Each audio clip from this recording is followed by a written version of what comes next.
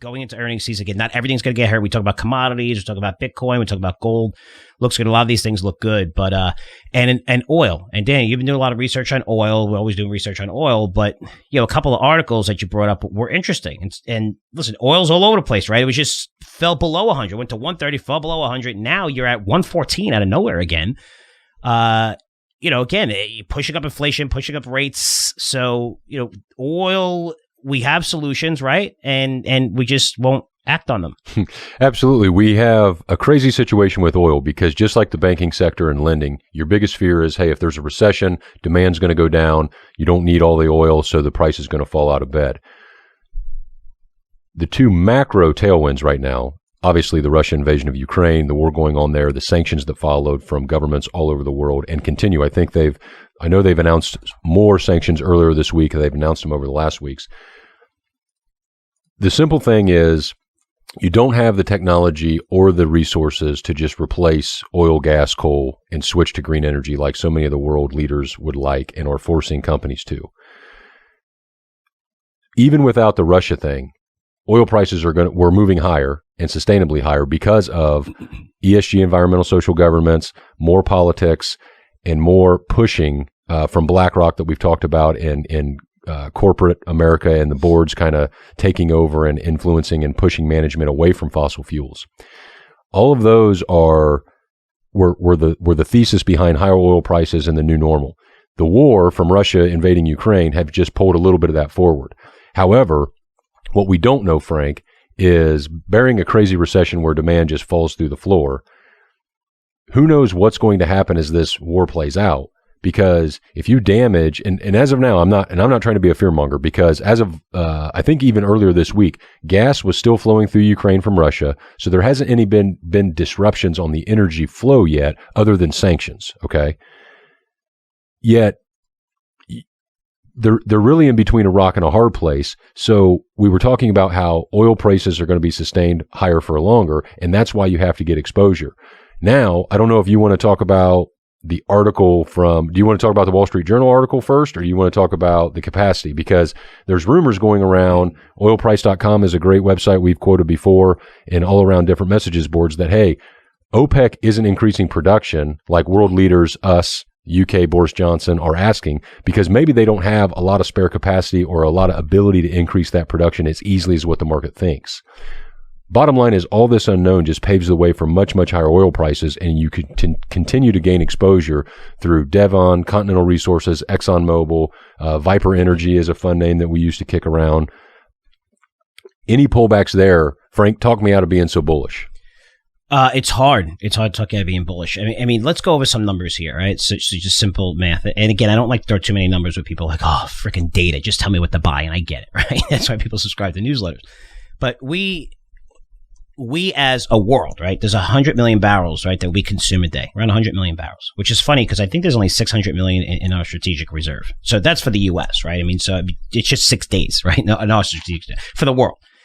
So if you're looking in 2021, U.S. produced 12 million, Russia produced 11 million, and Saudis produced 10 million. You have Iraq, Canada, China, 4 million each out of that. So, and this is per day, and a bunch of others, right? So now you have the U.S., they consume a lot of this, right? 20 million barrels a day, right? So we produce 12, consume 20.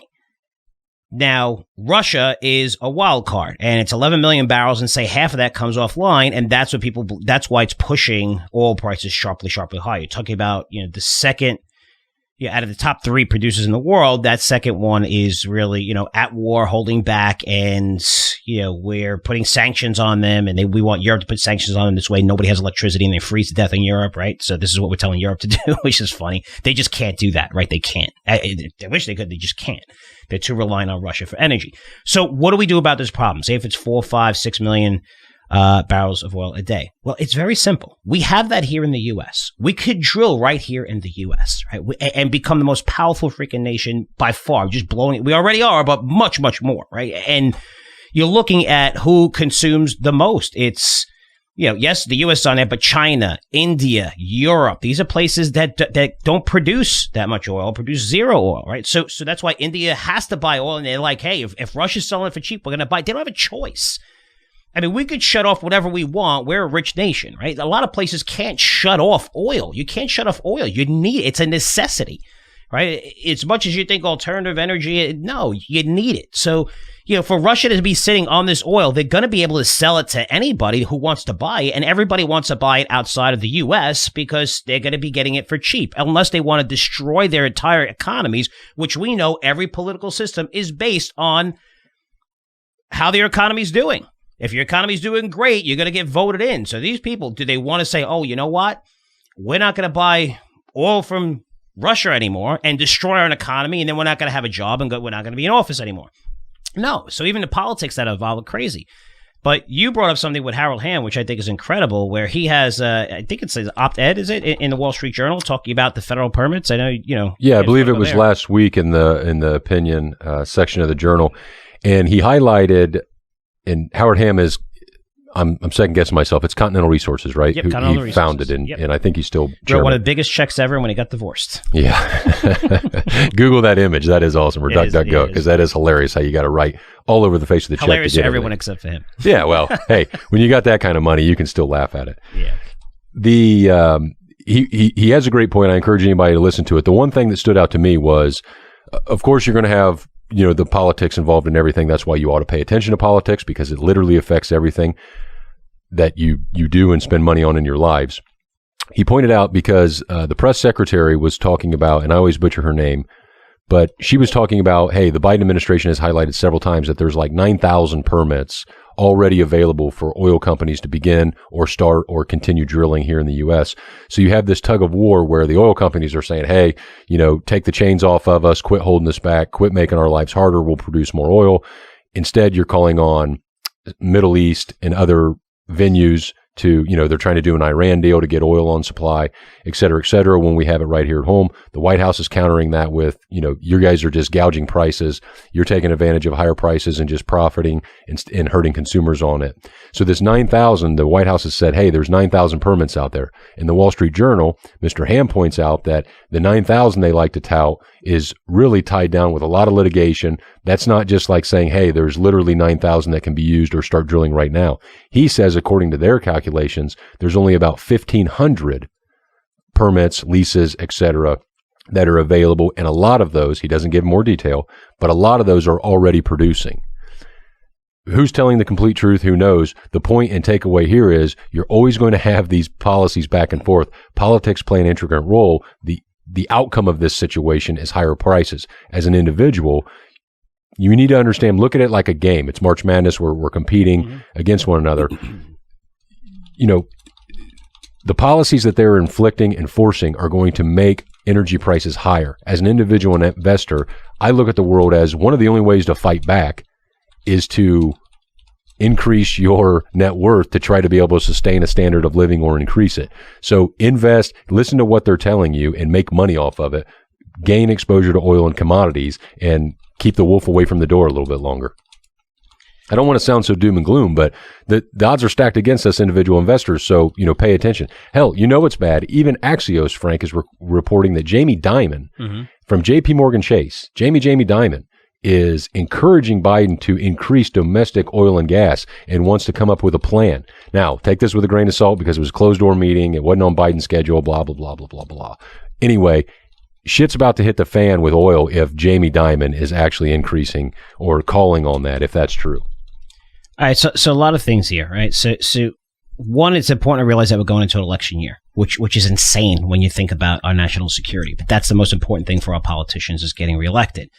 You're looking at the Biden camp was promised less fossil fuels for a massive amount of votes and got a lot of money for it, right? Just like anyone will get money, any president will get money for what they promise, where you got to follow through. So, by him coming out and saying that there's 9,000 permits available, it sounds great for a conservatives, pro-oil crowd, right? So you please them. This way you're like, well, I care about national security. But when you look at the underlying thing, and this is fact what Howard Hamm is saying here, right? This is a person that's in the industry, right? He's writing an op-ed where you just have, it stands close to the 1,500 that are ready for production, and many of these are already drilling. And he says no leases have been issued for federal land since 2020. Okay, that's very easy to find, right? So that's very easy to find.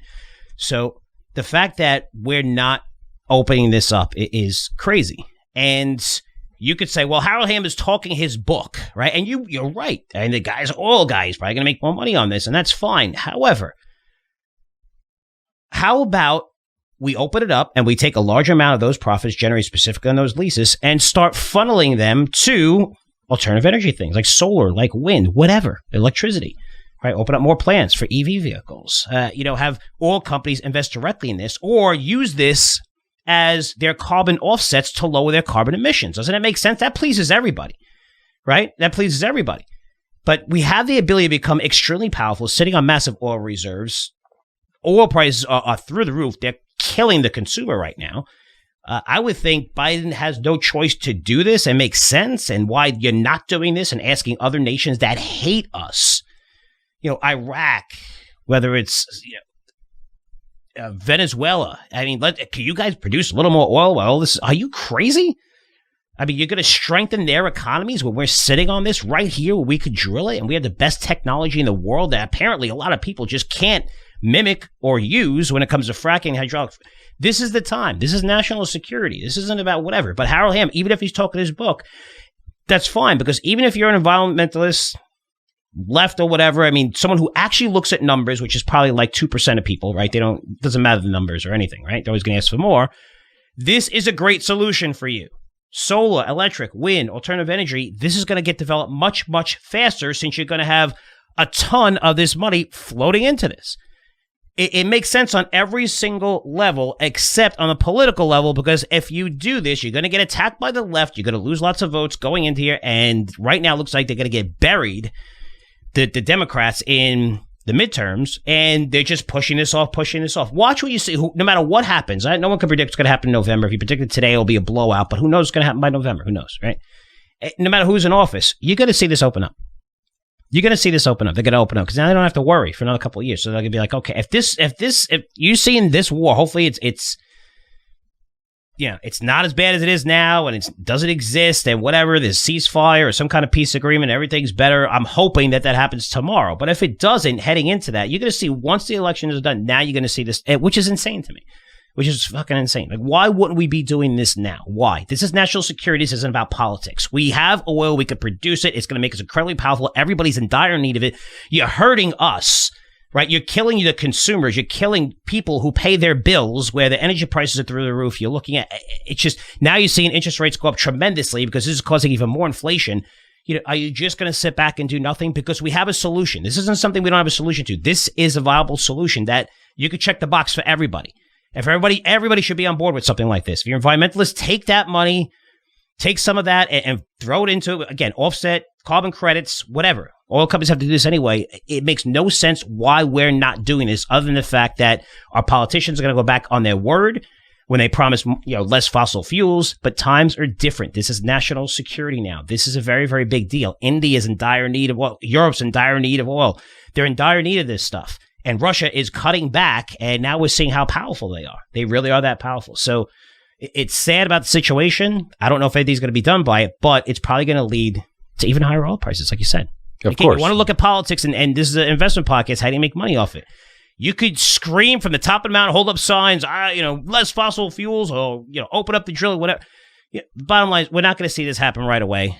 We're not. They're not going to open up more federal land so we could, drill and with permits and stuff like that. You're not going to see that, and it's going to result in higher oil prices as long as this war is taking place.